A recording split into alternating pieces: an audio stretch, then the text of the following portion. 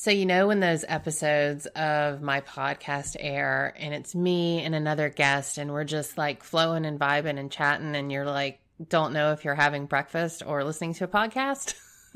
You love those episodes, right? I know I do. But I interviewed Dr.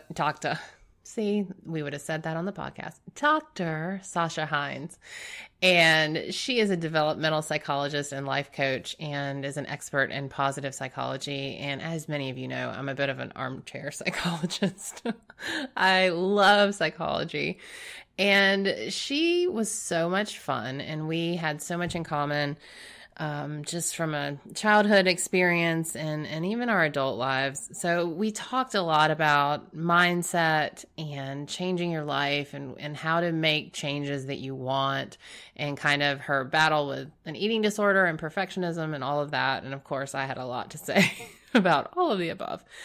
But you guys are going to love Sasha. She was just very candid, very open, and everything you would want in a leader in psychology and someone to coach you through your next big mental hurdle is what I feel like she would do best. But enjoy this episode. Follow her on Instagram and everywhere. I'll post the links and she will be back for sure.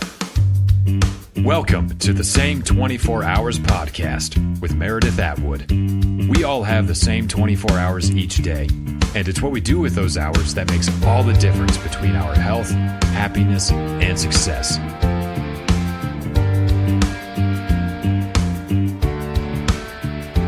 Hi, everybody. Welcome to another episode of the Same 24 Hours podcast. I'm your host, Meredith Atwood. Today's guest is Dr. Sasha Heinz. Hello. Hi. Welcome. So happy to be here. So where are you located? Are you in New York? No, I used to live in New York and then we moved to Pittsburgh and then we took a family sabbatical in Sun Valley, Idaho. It's a very cool ski town in Idaho. Wow. And we haven't left yet. Now, how far is that from, say, Coeur d'Alene? It's pretty far. It's okay. Like sort of the Coeur d'Alene's fairly north in the state, mm-hmm. and we're sort of middle of the further south. Yeah. I did my first Ironman in Coeur d'Alene, so it has a nice little special place in my heart. Oh my gosh, it's a beautiful place there. I mean, it's just. I think Idaho is the gem. It is. It is. It's a little like a secret gem. Yeah. We don't really talk about it. Yeah. The fact that not that many people are here. Well, we just recently moved to Kansas just for a few months. It wasn't supposed to be that way, but I feel that way about Overland Park, Kansas. Everyone's like, Kansas. And I'm like, yes, I love it here. I mean, it's funny where you end up and you think, I never thought I'd end up here, but it's cool. Oh my gosh. Never in a million years. I grew up skiing a lot as a kid with I didn't ever go to the beach. I don't know why my parents that's where we'd go on vacation. We'd always go to the mountains. And I grew up skiing in Colorado and I loved the mountain life. And it's just I don't know. I mean, it's just who I am. Maybe it's the Capricorn in me. I just love the mountains. I know it seems so weird, but you just have this expansive feeling always when you're just surrounded by these enormous mountains. Yeah. See, that's me in the ocean. I feel. Yeah. So that's a good segue into talking about you. You said, vacationing in the mountains, that can't be all that bad. I mean, you had everything you could have wanted to quote unquote be happy. Mm-hmm. But yet there was still a struggle. So let's talk a little bit about kind of where you came from and what led you down the path of positive psychology. I feel like I was the person who was like, I had like the #perfect, #blessed life. Nothing should have been wrong, and yet I was just not happy and dysfunctional and had a terrible eating disorder and was a mess, really. And really, which started sort of toward the end of high school, all through college. Disorder? Yeah. And then by the time I got to college, it was like just full blown insanity. And it made no sense. What triggered that? Do you remember what? I mean, there's so many things. There's so many things that I think lead to first of all, girls in general tend to internalize more than externalize their problems. So, where you'd see guys might get into trouble with drinking and drug abuse, like in those early years. I'm not saying that women don't drink. They definitely do. I think they do it in a more quieter way to begin with. Mm-hmm. But I think women in general have a higher propensity to have in what we call internalizing issues. So, women are more likely to have eating disorders. Women are more likely to cut than they are to be, going to rehab in high school. Mm-hmm.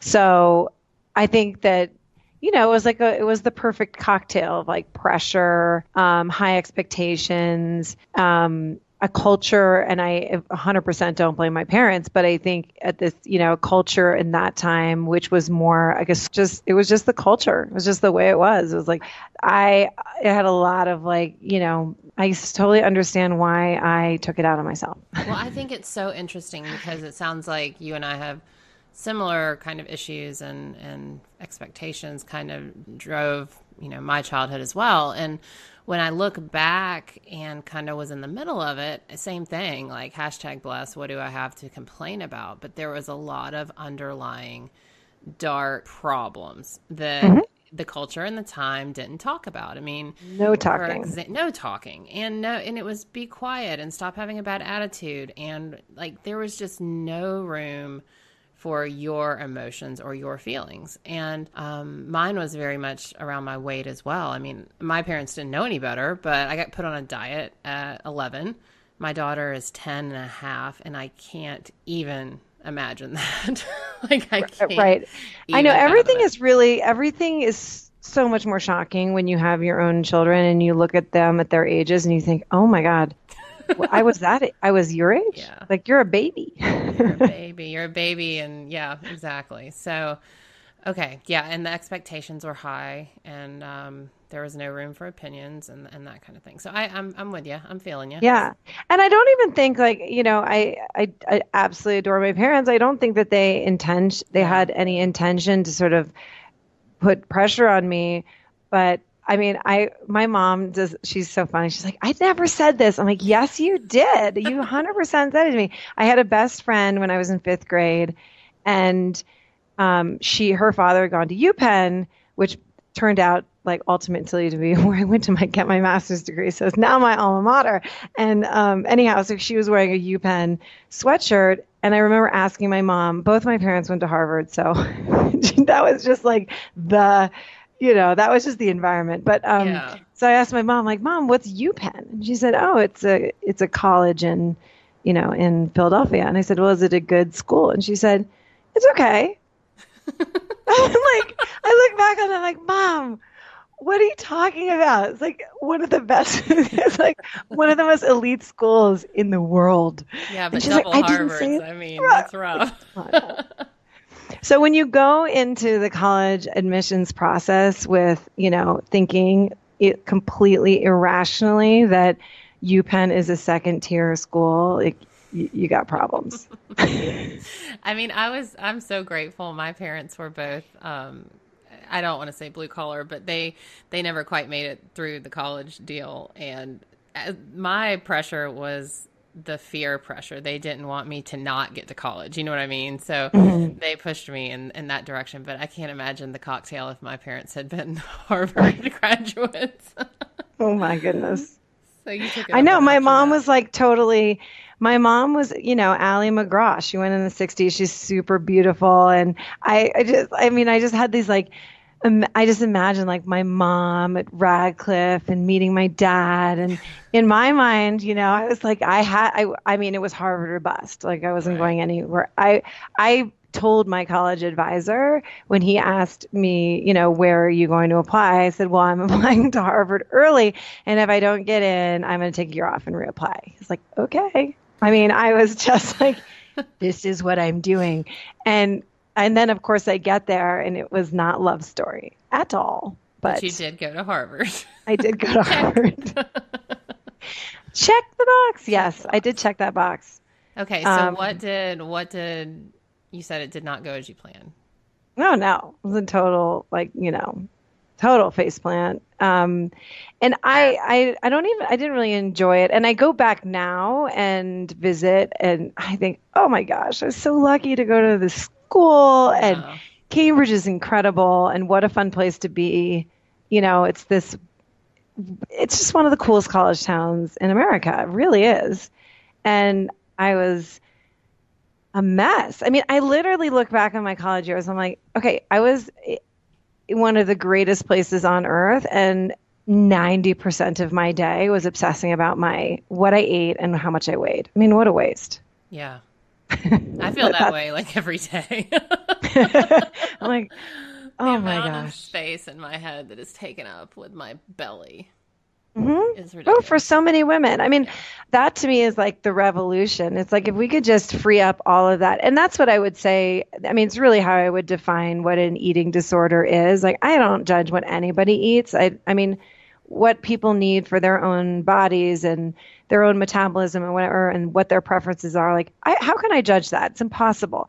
But what I do know is you have an eating disorder if you are spending an inordinate amount of time during the day obsessing about what you eat and how much your body, what your weight is, how you fit in clothes, all of that. Like, if that's what you're thinking about all day long, and that's when it gets to that place of, disorder. And that's the freedom. It's like the freedom is to be able to not really spend. I mean, we all have to think about food. We need food to survive, but that you're not thinking about it all the time. There is space in your day for learning and conversations with other people. I mean, it sounds crazy, but it's really the truth. Like, people really do. Too many women spend that kind of time thinking about it. Yeah, I've got my hand raised. But I feel like I've kind of swung wildly from one eating disorder to another. I mean, I consider myself healthy disordered eating right now because I count everything and log it, and it makes me feel good. Like, but it does, but honestly, it well, does. but here's where I've come to now is that I think if just in the same way as, keeping track of things kind of in some, like, for example, if you have a to-do list, right? Getting it out of your brain and onto paper sometimes actually minimizes the chatter in your head. Yeah, it does. And also, I've found that planning everything that's going to go into my mouth in the morning, it sounds psychotic, but I log it before I eat it. And then, like, when I'm hungry, I'm like, oh, what do I eat meal 3? I just go look at it, and then I go put that in my face, and then I'm done with it. So it's kind of almost freeing in that regard, that it's kind of taking up less space. Well, but it still seems neurotic.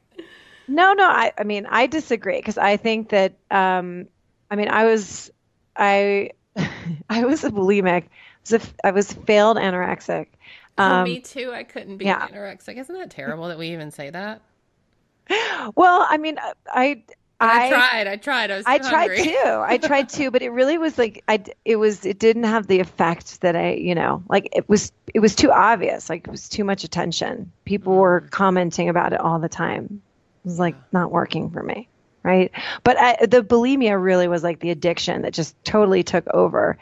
And it's so full of shame. Like, it's so great now that I can sit here and talk about it without it being such a big deal.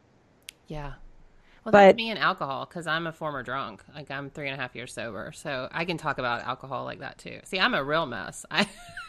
Eating disorder, alcoholism. Oh my God.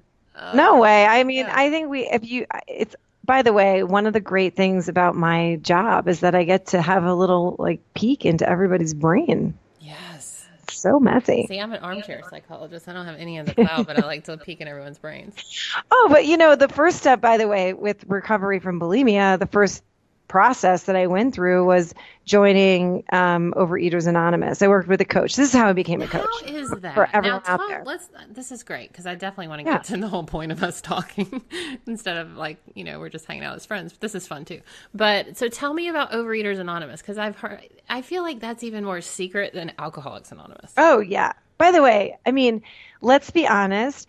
When you're 20, I started OA when I was probably 23. When you're 23, it's like not that cool. You're like, yeah, I go to 12-step meetings for binge eating. Right. Like, I put my head in the toilet. Like, that's not awesome. Yeah. So that was about the age I was when I went to AA for the first time. And that wasn't cool either, being there with the 65-year-old overly tan smokers. But, you know, Right. yeah. But at least with alcohol, I could be wrong, but at least with alcohol, you can be like, oh, my war stories. And, you know, there's like a mystique and like a cool factor when you're in your 20s to being someone who partied. But Yeah. Yeah. bulimia, it's like, yikes, let's not talk about that. Yeah. So, you know, it's like shrouded in shame and secrecy. And I would leave work and go to meetings every day. And I worked with this coach, which is like what started this whole process for me because I remember saying to her, I was like, I'll never be normal again. This is my cross to bear. Like I'm going to be obsessed all day long, thinking about food, you know, obsessing about my body. It's like the constant rumination. I can't even participate in like, you know, thoughtful conversation because my brain is so preoccupied. And that's just the way I'm going to be for the rest of my life. Mm-hmm. And I just was resigned to that. And she had had long-term recovery from bulimia, which I think is important that people talk about long-term recovery from bulimia because there's very few people that are willing to talk about it. Really? So you'll hear people saying like, oh, I'm 25 years sober. Not like someone's like 20 years bulimia free. Woo! It's true. Right? Yeah. So I just think it's important that people are more open about it. And but is that because is it harder to recover from bulimia? Like, are there fewer long-term recovering bulimics than alcoholics? Yeah, maybe. Because it's so, you know, quiet and yeah, I don't know. I don't know either. I don't know whether it's like the shame piece of it or whether there's more of a relapse or yeah. But I thank goodness that she did. And she wrote a book about it. It was called My Name is Caroline. And she wrote about her bulimia recovery. And she'd had a very, you know, similar life to me. She'd gone to, she was a swimmer. She was an athlete. She went to Harvard. So that I really related to. And her, you know, in our first meeting, she was like, here's what you're going to do. And I expect you to do it. And it was the first time I had not worked with a therapist, but worked with a coach. And as someone who had been an athlete, having someone say to me, here's what you're going to do. I want you to show up and do it. I was like, okay, yes, ma'am. Like I understood that dynamic, that relationship of someone, you know, pushing me lovingly to be better, to improve, you know. Right. Sometimes it doesn't feel so loving, right. But I got that. And it was the first time that I wasn't sitting in a chair and having someone say like, you know, asking me why and where these patterns developed and, you know, how I became, you know, where the eating disorder began and what, blah, all of that. Because that's more of like what the cognitive psychology track. I mean, there's about your past.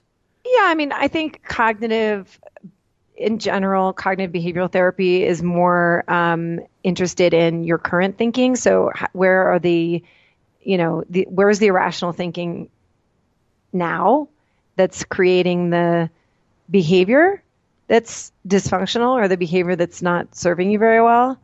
Psychodynamic therapy tends to be, they look more looking at, you know, family dynamics and family of origin and, you know, how these various patterns developed and, you know, messages that you got when you were younger and the way that the relationships developed between family members, et cetera. And that's what they're kind of dissecting and pulling apart.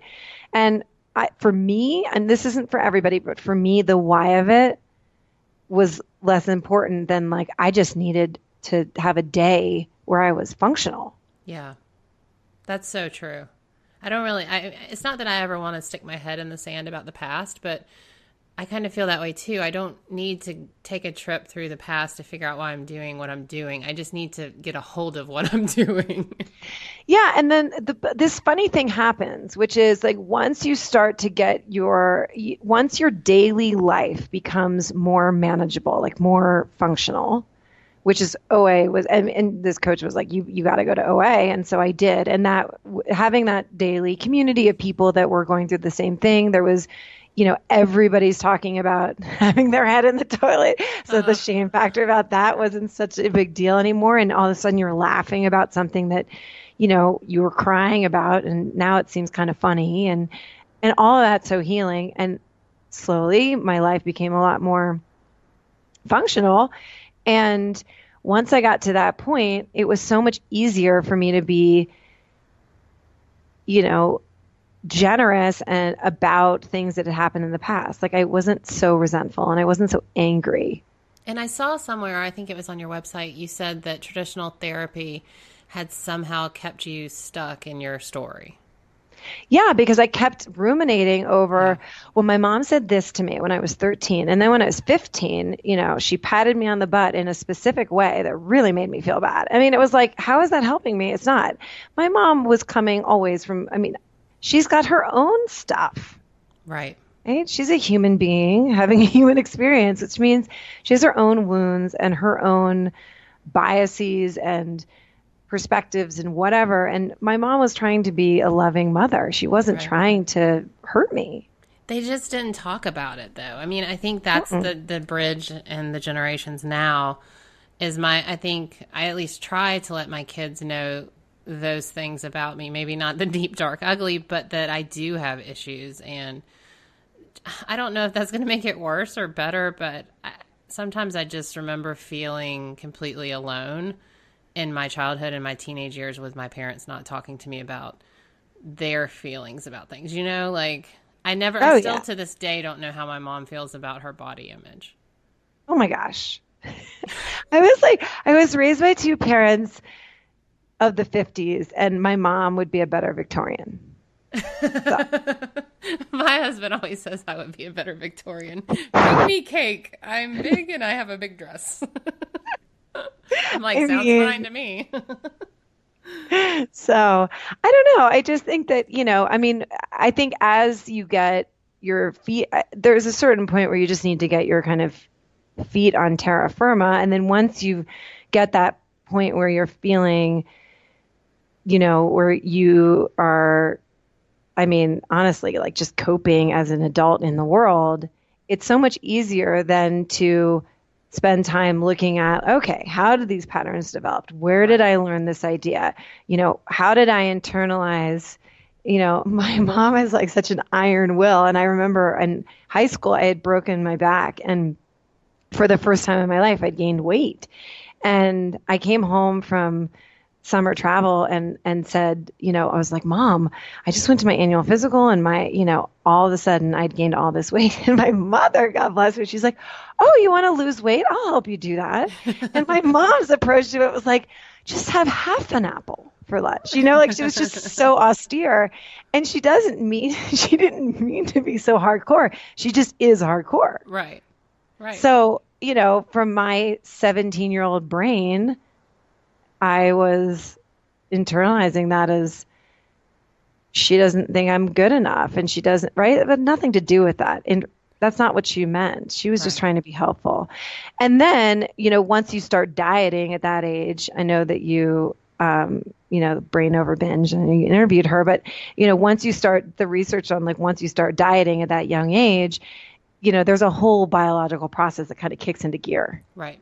So you kind of set in motion the binge, the starve binge cycle that becomes so dysfunctional when you start dieting at such a young age. Right. And for me, it was 10. And so I was talking to Lauren Zander. I've talked to her twice on the podcast, but she's hilarious, by the way. She's so in your face. And she was like, well, you're very immature with your relationship with your parents and with food. And I said, well, yeah, I think that's when it stopped. It was like age 10. I am frozen. I am almost 40 and I am age 10. Just frozen in time. Right. Exactly. But we are never taught to manage. We're never taught to manage our minds. That's one of the things you say. Oh my gosh. We not at all. Learn how to do that. Mm-mm. And so how did that change kind of your path? When did you realize? Well, so, I first what happened is that, so I went through this, really, I went through the 12-step process. I worked with a coach and my life was radically changed.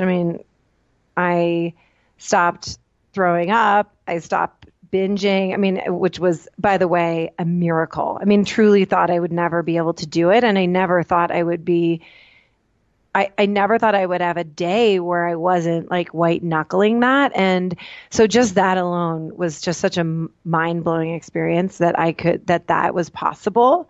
Yeah. And I loved the process and the approach of thinking about like, wait a minute, I can create my life. I can have, really set goals and go after them. And that became so fun. I started a goal setting group in my early 20s. Like I was that girl. So fun. And then just by total luck, Marty Seligman at Penn started a master's program in positive psychology, and he didn't require the GRE. I don't know what the deal is now, but anyway, if you'd been working for 3 years or something like that, you could apply without taking the GRE. So which seemed like, a no-brainer, just apply, see how it goes. And, I didn't tell anyone because I told everybody I was never going back to school.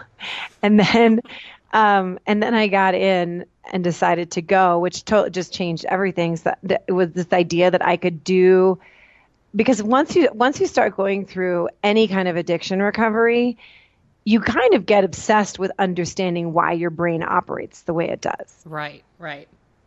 It's almost impossible. It's a new addiction, trying to figure out. Yeah. Right. You're like, how did I get here? Let's figure this out. So then I became really interested in that. And I loved this approach to psychology, which was, I don't have to roll around in my story. I don't have to roll around in like all the negative stuff and the muck, like that's not what's going to get me where I want to get. Yeah. Right. Like you don't need to roll around in the muck to get clean. And that idea was like, yes, this really makes sense to me, because I read his book, Authentic Happiness, and I thought, oh, this is new. No one ever told me that we could, cultivate more well-being, that we could be happier, that we could thrive. Like, what?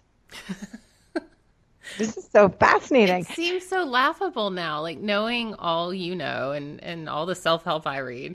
Mm-hmm. It seems crazy that like a light bulb came on in us. Yes. By the way, I know this is like this. Right. It was 2005. But I mean, he was really addressing a real issue in the field of psychology, which is that it'd been completely, the dominant approach was one of, like the medical model. It was, you're sick, we're going to make you okay. You're sick, we're going to make you not sick. Right. But anyone who's an athlete or anyone who's like trying to optimize their health knows that not being sick is very different than being, an athlete and being an elite athlete or, whatever, right? Optimally is different than just being, yes. Yeah. Optimal human functioning is not sick. The science of getting unstuck. Yeah. I love that. So then, on your website. Yeah. So then I went to Penn, and it was like, from there, I got really, then it changed my life. I loved it. It was the most fun academic year of my life. Is it because it was just an okay school? Yeah. Well, I mean, it was a second tier school. So I had to feel bad about that all year. Oh, it was so fantastic. And that's why you loved it. It was just a secret rebellion. Exactly. But you know what? By that point, I had such it was my college. Honestly, my college graduation, because I'd taken a semester off. And by the way, I told everybody that I was taking a semester off to do some amazing documentary film opportunity, but I wasn't. I was taking a semester off to go see therapists because I was such a mess. But I had to make it sound good. So I graduated from college. I was a super senior, which means I graduated. Wait a minute. Didn't they ask about the documentary when you were done? Well, I was working on a documentary. Okay. I just was not the real reason why I was taking the semester off. I made it sound like, it was just something I couldn't pass up, but kind of that wasn't really why. So I graduated as a super senior, which means I had an extra semester. So I graduated mid-year in January, and my graduation was it was maybe one of the most depressing days. I mean, it was in this ugly library in like a fluorescent lighted room with salami pucks and cheese cubes Salami. and Diet Coke, like Sounds literally like awesome. liters of Diet Coke at my Harvard graduation. So when I graduated from Penn with like all the pomp and circumstance, I think by that point my parents are pretty stoked about that. Man, so you got the salami at Harvard? Yeah. That's a bummer. I'd be so pissed. Well, I You walked should in write the a door. strongly worded email. Exactly. It was unacceptable. Yeah, I walked in in the regular like graduation with my class, but I still had one more semester to finish. Okay. But it was just a complete, and I had so much shame and I felt so bad about it. Now I think it's all so funny, but it just really wasn't funny back then. It was, Right. I was just a failure, That's, you know? it was just a failure. Yeah. Wow. But it changed the whole process, really. I mean, I look back and I think, we're human beings are amazing at one of our great strengths is that we can construct a narrative in hindsight. We can look back on our life and construct a very coherent narrative. By the way, that's a good, healthy psychological tool Right. that we construct a narrative that makes sense. And so I look back and I think, yeah, like all of this happened to get me where I am now, right? To do the work I do now. I would never have been on that path if all of that hadn't been so painful and I hadn't felt like such a loser and and felt like I'd squandered such an incredible opportunity. All of that, I felt it was demoralizing and humiliating to me at the time. But then figuring it out and crawling out of that pit for me set me on a completely different course in my life. And Let's it's talk about yeah. before we get into that. This kind of brings up the topic of suffering. Mhm. For me, like I love to talk about suffering because you hear your story and then I've told mine enough, and anyone who's had like quote unquote really hard life would look at us and roll their eyes, Oh, right? totally. Yeah. And so, but I try and explain that suffering, it doesn't matter. You can't compare suffering. Like if you're suffering, you are suffering, and it doesn't matter if Joe next door has it worse or if you should be happy. I mean, just because you have a certain life that someone else wants doesn't mean it's the one that you really want. And so kind of where do you fall now, especially since you've done so much work in psychology? Where do you fall on the topic of suffering? Well, my father, who's not a psychologist at all, but he had a saying that I think I didn't understand the brilliance of it until now, but he always used to say suffering is 100%. And he's right. It's like you cannot compare someone else's suffering to yours. Right. Anyone who's suffering, it's 100% to them. Yeah. Right. And the reason that people suffer, the reason we all suffer is because of our thinking. All of our thinking creates our emotions, and the suffering is in the emotion, the feeling, and that's all created in our thoughts. So yeah, objectively, people can have lives that people would look at. I mean, objectively, I'm at Harvard. Objectively, my life is amazing. I did not feel amazing. I mean, I felt terrible, right? And it's like why everyone is shocked when Kate Spade kills herself. Right. Like, what? Doesn't make any sense. She's And then objectively piggyback has an Anthony incredible Bourdain, life. Right behind her. Oh, yeah. and Anthony Bourdain, like the summer that happened, right? Everyone was it like rocked our world because you have two people who have objectively succeeded, and not just succeeded, but succeeded doing things ostensibly that were their calling, and that they carved out this authentic, amazing life. And it seemed very, right? It's like everything the world tells you is going to make you happy. And there's two people who are, sitting on the mountaintop, suffering.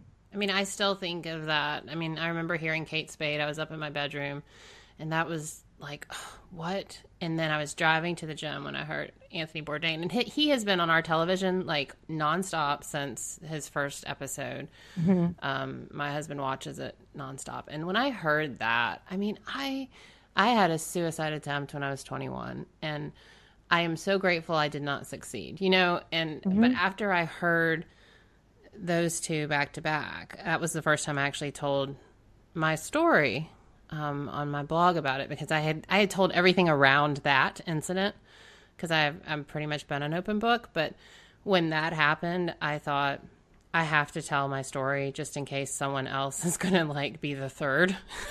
Yeah. I was just like, I can't take this anymore, because you're so right. I mean, you look at those two individuals and you think it's inexplicable. Right. How bad, and I always think it's inexplicable how bad they had to be suffering to do that. Right. And it's impossible, you know, you just can't ever judge what someone's inner experience is. And I think on what happens for a lot of people who do have, you know, the hashtag blessed life, they feel like they don't have permission to suffer, that because their life, their externals look so good, that they're not allowed to, they shouldn't be, right? So now they're suffering for whatever reasons they're suffering, they're now have shame about that, right? Like, I shouldn't, something's wrong with me. I shouldn't feel this way. I should be grateful. I should be and just, you know, it's like, it just piles it on. It's just compounds it. Yeah. So when did you decide to really throw your hat in the ring to help people? I knew I wanted to do this work in my early 20s. Like when I started working with a coach, immediately I knew that's really what I wanted to do. I didn't, you know, back then it seemed so crazy because it was 2004. Coaching was very new. It was not the profession that I was going to come home being like, guys, guess what? I am going to be a life coach, you know? So and your parents just fall over dead when you tell them that. Right. Like, say what? But so then you know, and then I wanted to go, after I graduated from Penn, and I wanted to get a doctorate. That was important to me. But one of the things that happened at Columbia when I went to get my doctorate was I had just been in this program. Now, was Columbia okay? Right. I mean, you have got like the holy trifecta of degrees, young lady. Right. I mean, I was pressure. No, I mean, I had these ideas about the way it was supposed to be, but Columbia just got so lucky because there was a few great professors at Columbia, and I was living in New York, so it was a great fit. But when I got to Columbia, I had just finished at Penn, and I was one of the first 33 people in the world to get a degree in positive psychology. It was that new. There were no doctoral programs in positive psychology yet. They didn't exist yet. And so I got my degree in developmental psychology, and I was thinking, oh, well, I can look at positive developmental trajectories, you know, like how instead of looking at negative outcomes for kids, we can look at positive outcomes for kids. I mean, by the way, this is like really new back then. Right. We don't have to look at negative outcomes. What? But when I got to Columbia, you know, it was what we call in positive psych, we call it business as usual psychology. And it was very much a business as usual psychology program. And I didn't have the same kind of passion and love for that work as I did for the positive psychology work. And all of a sudden, like, here I am, I just spent, you know, I just got a master's degree in like what makes people happy and thrive and know more than, you know, pretty much the entire world about well-being. And I'm now at Columbia, and I'm like all of a sudden I'm like, feel like I'm crawling through the mud, and it's like I'm hard to motivate myself, and I'm like procrastinating or writing papers. I'm like, what is going on?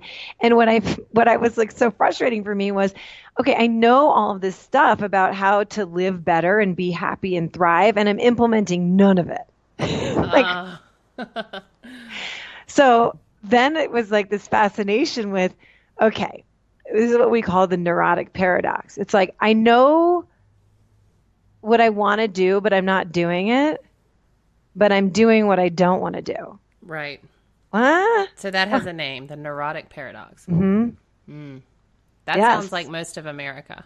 Yes. Like this is like the fundamental human problem, right? Like I know that they're going to make me feel better, but I'm not going to do it. I know that exercise, has myriad benefits, cognitive, hormonal, not just to mention the like health and, cardiovascular benefits. And I don't do it.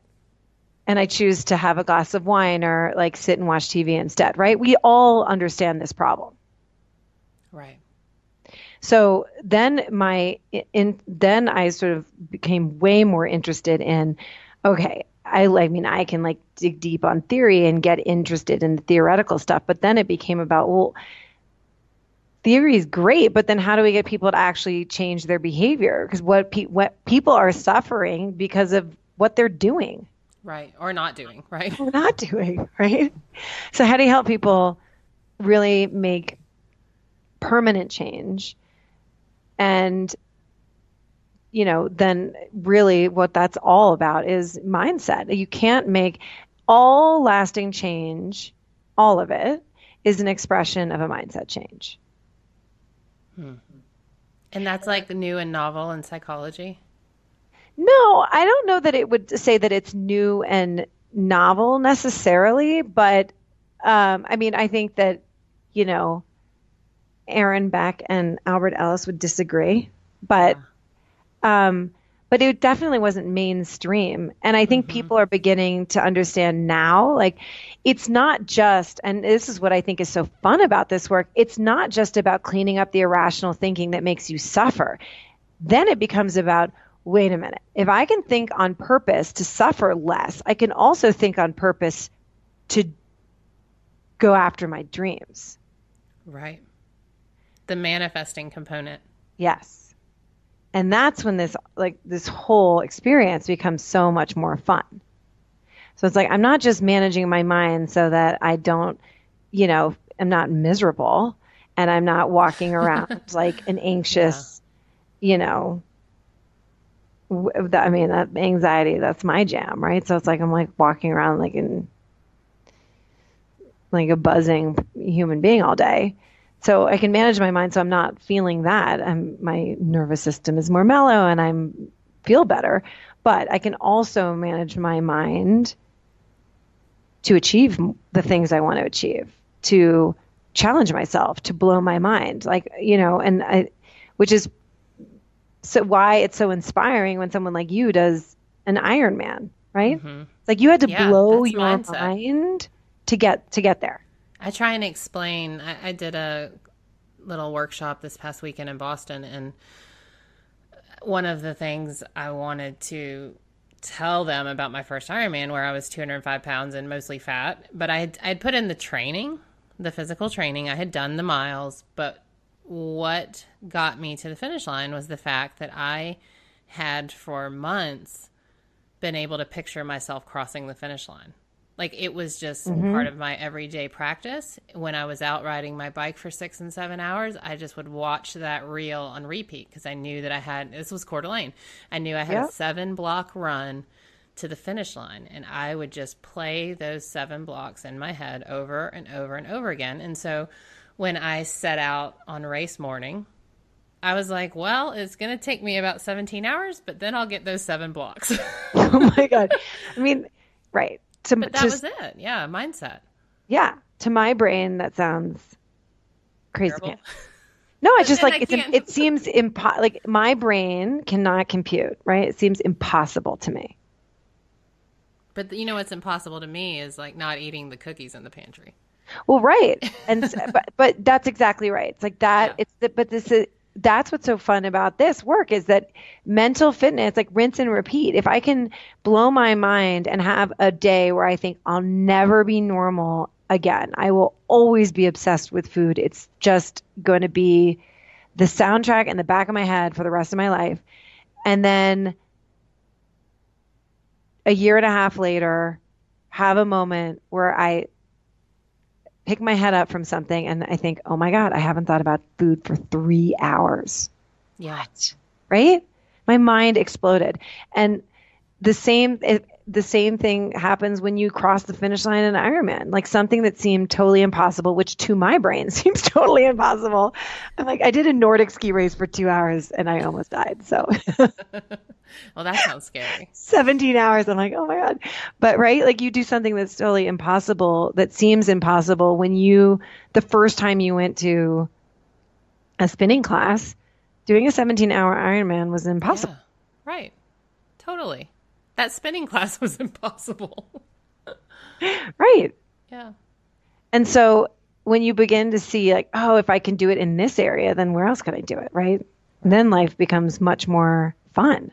And that's kind of the hang up I'm on now, because I'm doing this like bodybuilding journey because I'm so hung up on my body. And, you know, it's mindset again. Like I once and for all want to stop having these ridiculous conversations in my head, which go to the tune of, I will always be fat. I will be fat forever. I cannot change my body. I could never possibly look like any of those fitness people. So I'll just go eat the cookies. And I am so sick of that mindset that I am doing this drastic thing to I love it. mindset.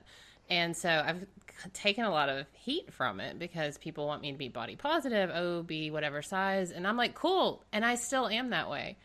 Be whatever size you want to be. And live your life. So here's something about the body positive stuff that I think is interesting.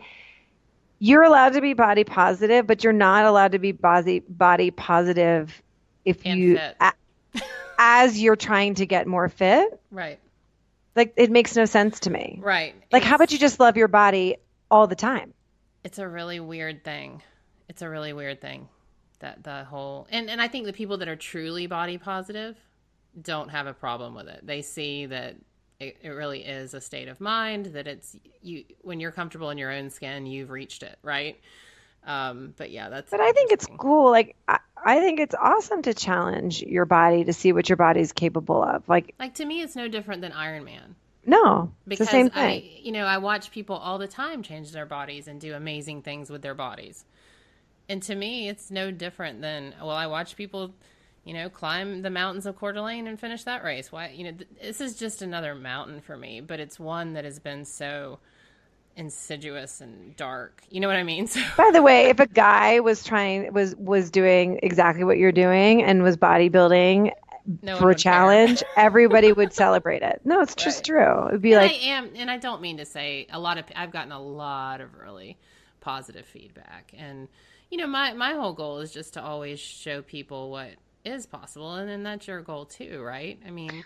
So, by the way, one technique that you can use is, I love that you said it, this is the tune in my head. So one technique you can use, it sounds completely insane, but it does work, is that little ditty in your head, which is, I'll always be fat. This is always going to be a struggle. I've always been fat. This is my life. Yeah. Okay.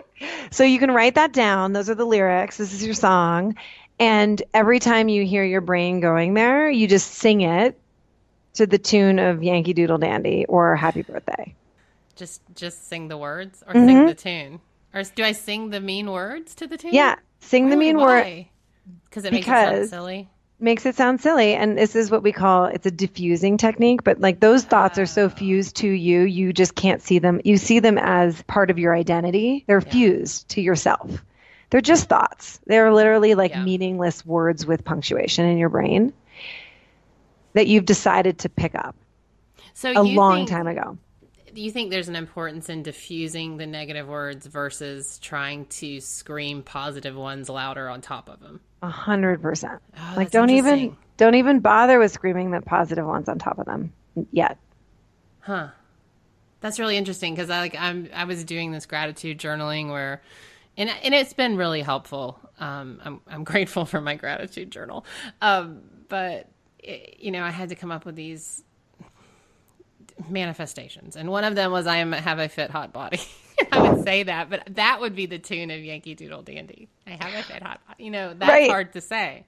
Right. Well, no, because you don't believe it yet, Yeah, right? right. And so you need to bridge your way to those thoughts. Like the reason that positive affirmations don't work for people is because they only work if they create emotional resonance with you.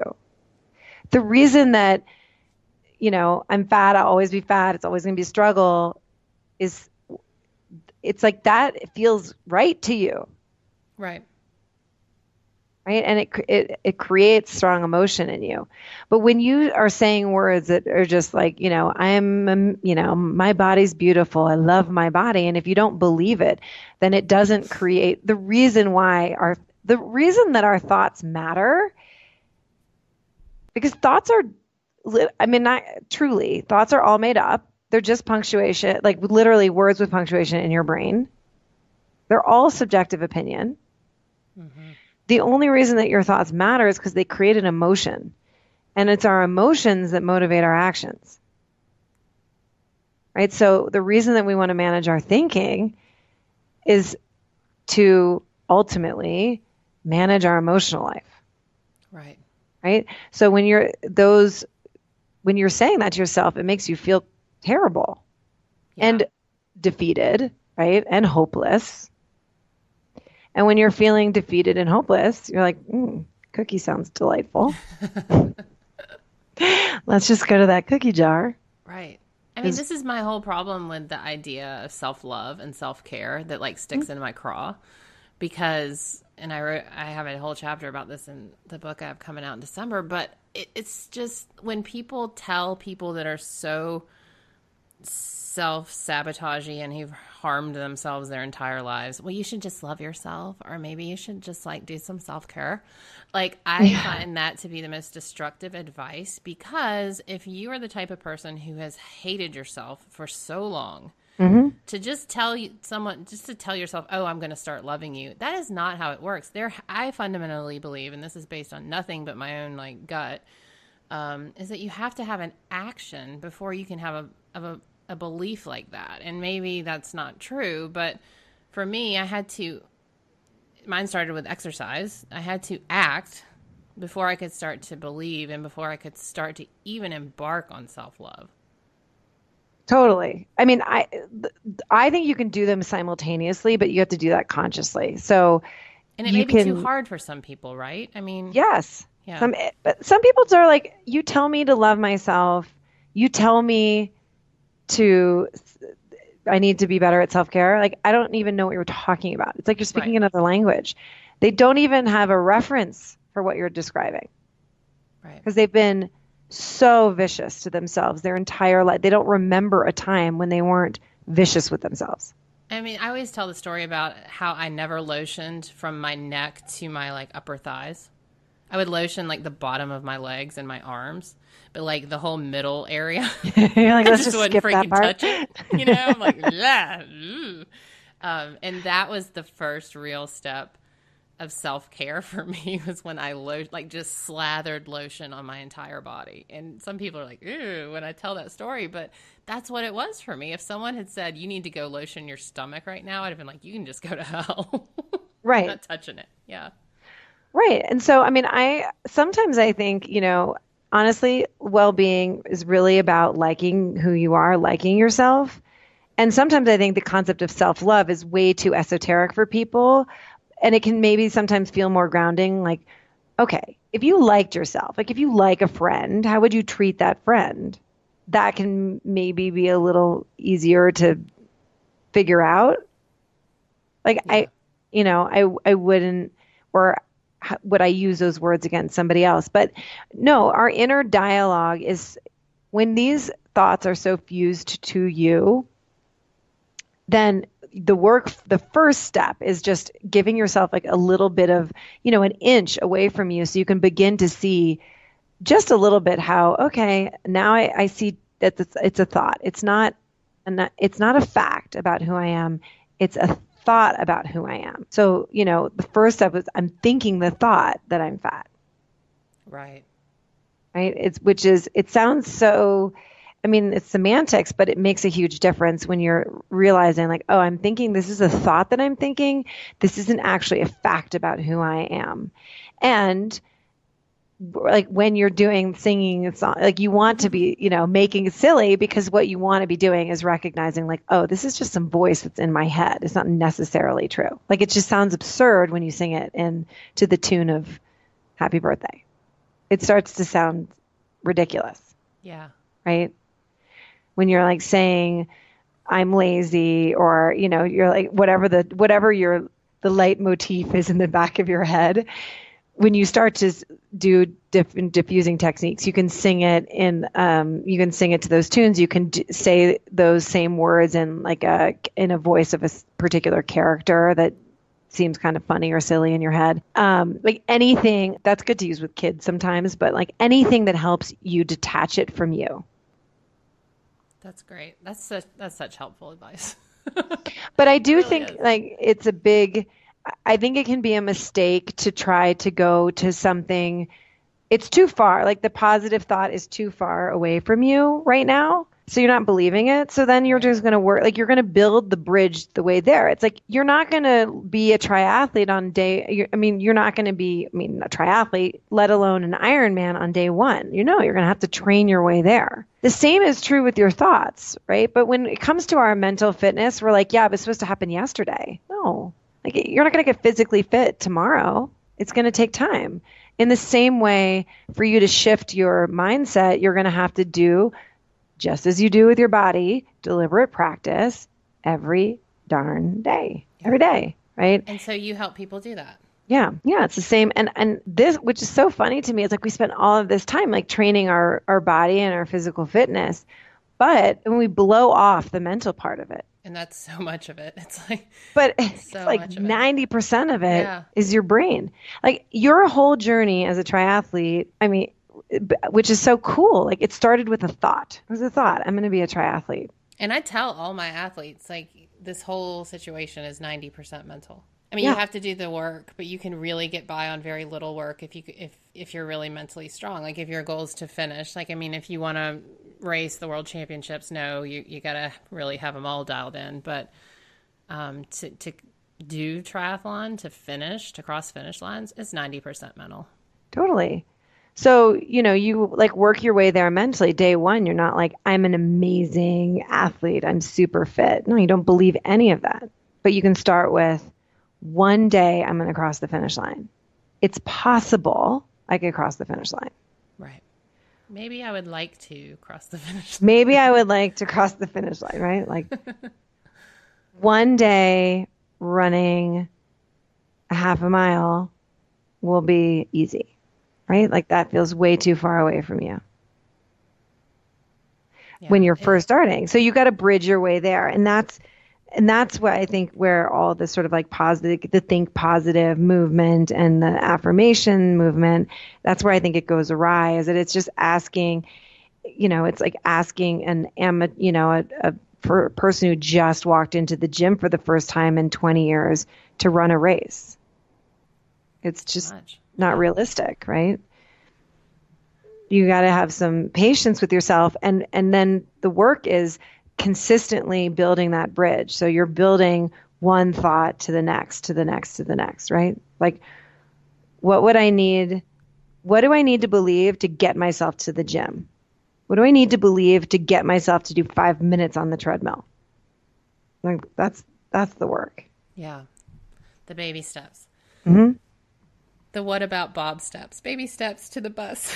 Baby steps to Exactly. Every good psychologist loves what about Bob? Exactly. Right? Well, we have talked for a long time. Oh my gosh. I feel like there's so much more too. Oh. We may have to do a two-parter. I want to interview you about all of your racing because I was super inspired. I have to tell you, I took my daughter swimming this weekend because I was whinging in my head because my daughter and I spent the day together. My husband was away with my son. And I was totally whining in my head, like, I can't work out because she's 5 and she doesn't want to sit and wait for me at the gym. And I can't go Nordic skiing because, what am I going to do with my daughter? And I just was like, oh my gosh, woman, you've been reading this book. Come on. And so I was like, be creative. So I said to my daughter, I was like, do you want to go swimming? And of course she said yes. So she played in the lane next to me and I did laps for the first time in like 3 years. Oh my gosh. gosh. So you inspired me. No, it's great. Awesome. I love it. Yeah. Yay. I know. And the kids, your daughter being 5, she's watching everything, and that she'll remember that. She will remember you doing that. Yeah. Yeah. And I do this. I mean, seriously, I do this for a living. I've been doing this for a long time, since 2005. And my whining game is strong. It's good to know that you too whine. Yeah. Yeah. I'm just better at, shutting her down. Yeah. I've gotten better at shutting her down. I mean, you mentioned meditating earlier. I'm on day 35 of meditating, Oh, which bravo. if you know me, that is a huge step. Like that's the awesome. biggest hurdle I've hurdled in my life. And I whine about it. Like I have to meditate when we get off this call in 30 minutes because I have a standing appointment and I'm not happy about it, but I'm at the point. You get to meditate. That's your meditate. mental shift today. Instead of I have to, I get to. I get to meditate. And it's just like everything else. I want all the benefits, and so I'm going to do the action. Exactly. Period. End of story. Love it. Well, one more question for you. So yeah. This podcast is called The Same 24 Hours, which means that we all have the same 24 hours in our day, but it's what we do with those 24 hours that leads to our greatest health, happiness, and success. So what is something that you do on a daily basis that you think brings you a little bit closer to those goals and your greatest health, happiness, and success? A daily practice, perhaps. Every day I do models. And what I mean by that is when I'm feeling crummy, which happens every day at some point, like anxiety or dread or whatever, right? I do a model, which means I'm writing down what's the emotion, what's the thought that's creating my emotion, right? So the thought creates my emotion. I'm writing that down, and then I look at my emotion, whatever it is. Let's say it's anxiety, just, because that's my thing. Mm-hmm. So, and then I look at what's the anxiety creating, what's the action that anxiety is creating, and what's the outcome. I write this down and I just look at it, right? Is this thought that I'm thinking creating the outcome that I want today? Oh, wow. Right? If it is not, then we rework the model. Like, what's the outcome I want? And I work it backwards. What's the thought I need to practice to get the outcome I want? It takes 5 minutes, less than 5 minutes. I've read that somewhere, and I think I put that in the jar with meditation. Right. Instead, I'm not doing that. But I think of it, to me, it's an act of meditation because it's just a practice of mindfulness. Like the reason that you put your thoughts on paper, like when you're journaling or anything, like the reason you put your thought on paper is so that you can consciously look at it, right? It's an act of mindfulness. So it's not just unconsciously floating around. You're actually looking at it, right, objectively, right? So it is an act of mindfulness. That's awesome. I love that. Well, thank you so much. This was great. And I will post all the links to all your places on the interwebs. Awesome. And we'll definitely stay in touch. Love it. So great to talk to you.